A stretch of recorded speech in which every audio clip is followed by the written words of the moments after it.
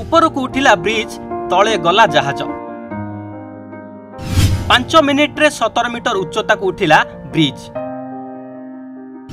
उन्नत मानर ब्रिज को उद्घाटन कले मोदी।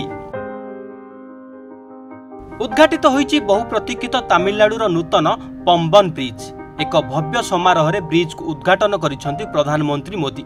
एथिसह 8300 कोटी टंकार विभिन्न प्रकल्पर भित्तिप्रस्तर मध्य स्थापन करिसेंती।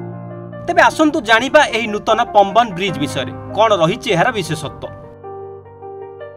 रामेश्वरम रु मंडपम को जोड़ुथिबा एही ब्रिज हेउछि भारतर प्रथम वर्टिकल लिफ्ट सी ब्रिज।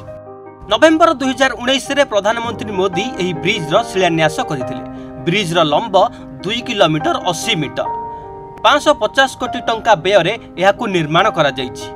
भूलंब लिफ्ट मेकानिज्म रे एही पंबन ब्रिज को निर्माण करा जायछि।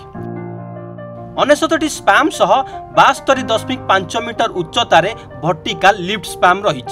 कौनसी जहाज ब्रिज पारी हेबा बेले मात्र 5 मिनिट रे 17 मीटर उच्चता पर्यंत ऊपर को उठिबो ब्रिज। जहाज गला परे पुणी रेलवे ब्रिज स्वाभाविक अवस्था को फेराई अणा जिवो, किंतु पुराना ब्रिज रे एतिपाई 45 मिनिट समय लागुतला। ब्रिज को उन्नत मानर ज्ञान कौशल रे निर्माण करा जायछि। संपूर्ण स्टेनलेस स्टील रे निर्मित होईछि एही ब्रिज, जहा फल द्रुतगामी ट्रेन यह उपर यातायात करिपारिबो।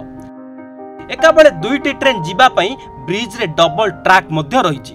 एतिसह समुद्रर लुणा पानी पवन रे ब्रिज किभली कलंकी न लागिबो सेति प्रति मध्य दृष्टि दिया जायछि। संपूर्ण ब्रिज को पॉलीसिलक्सेन कोटिंग करा जायछि।